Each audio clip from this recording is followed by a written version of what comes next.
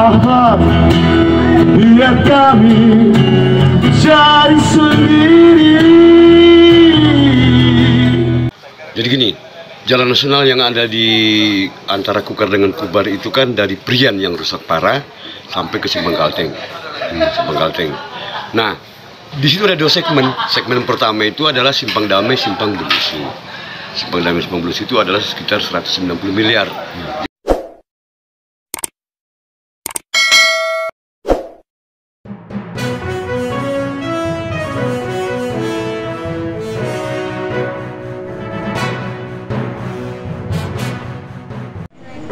Diberi kesempatan, tentunya atas perlindungan Tuhan, saya bisa hadir di Pasar Olah Bubaya ini yang kedua kali, Pak Camat.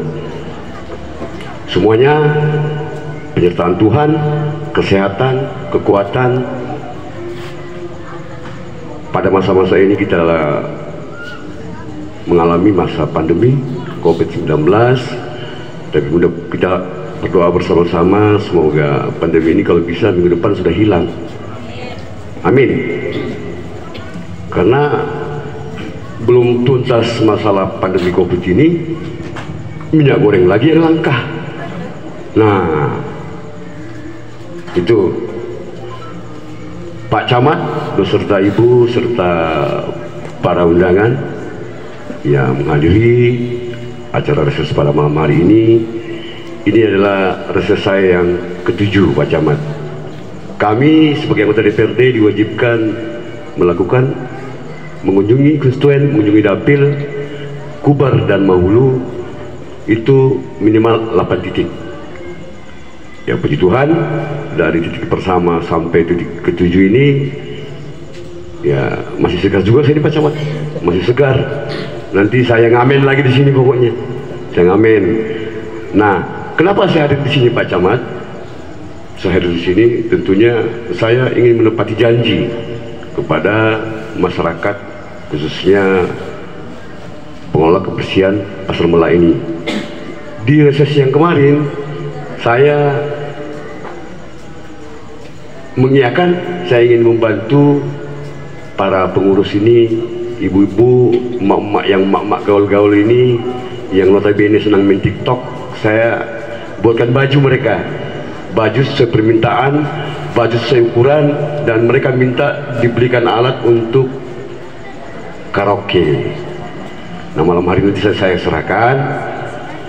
Selanjutnya, saya ada di sini tentunya adalah tugas kewajiban saya sebagai anggota DPRD sesuai dengan tupoksi saya harus mendatangi, harus mengunjungi, harus menyapa masyarakat se-Kabupaten Kutai Barat dan Kabupaten Makamulu.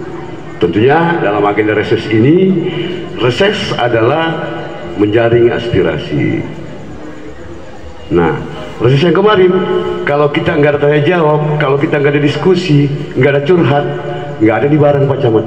Nggak ada baju ini sumbangan, nggak ada sound system yang bisa karaoke, yang multidimensi pokoknya. Mau karaoke, bisa lah pokoknya. Bisa untuk rapat, bisa untuk pengajian, dan sebagainya. Dan Pak Camat saya laporkan bahwa periode saya di DPRD ini adalah periode yang kedua. Periode yang kedua, puji Tuhan, sudah 1,5 periode ini saya sudah pernah menjabat di semua komisi 1, komisi 2, komisi 3, komisi 4. Karena bagaimanapun saya dulunya tokoh pemuda, mantan ketua DPD KNPI, mantan PNS, mantan konsultan, terjun payung ke politik. Di dunia politik, di DPRD provinsi ini tempat saya menimba ilmu, khususnya dalam segala bidang. Karena di komisi 1 itu membidangi bidang hukum, komisi 2 itu membidangi ekonomi dan koperasi, komisi 3 itu membidangi pembangunan, jalan, bangunan, jembatan, pertambangan, kehutanan, perhubungan. Komisi 4 itu membidangi pendidikan, kesehatan, keagamaan, dan lain-lain. Jadi saya asalnya dari Sulawesi. selama ini aktif di DPRD, tapi saya bagi dua tugas saya. Tugas saya melayani masyarakat, dan tugas saya yang kedua adalah menghibur masyarakat. Ahmad, biar kami cari sendiri, urus saja modalmu, urus saja akhlakmu, peraturan yang sehat yang kami mau. Tegakkan hukum setegak-tegaknya, adil dan tegas. Sak pandangmu pasti ku angkat engkau menjadi manusia setengah dewa. Pak Martin, bisa dijelaskan malam ini kan kita melihat ada reses di Kecamatan Melak. Ini boleh dijelaskan reses yang keberapa, lalu sebelumnya ada di mana saja selama Pak Martin berada? Kalau di Melak ini hampir seluruh RT sudah. Kebetulan di pasar Melak ini sudah titik yang kedua. 4 bulan yang lalu, proses masa sidang ketiga itu saya ada di sini. Tentunya bisa berdiskusi, curhat sama masyarakat di sini, pengelola pasar di sini. Nah, makanya saya ada lagi di sini. Selain di Kutai Barat, apa Mahkamah Ulu sudah disentuh? Sudah disentuh. Sudah dua kali reses. Ada beberapa bantuan apa saja Pak di antara Kutai Barat dan Mahkamah Ulu?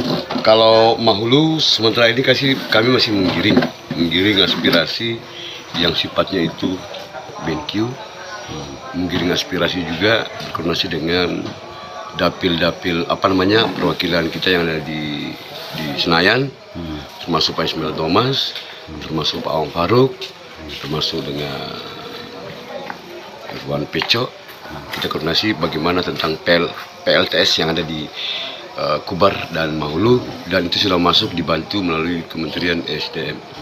Jadi gini, jalan nasional yang ada di antara Kukar dengan Kubar itu kan dari Prian yang rusak parah sampai ke Simpang Kalteng.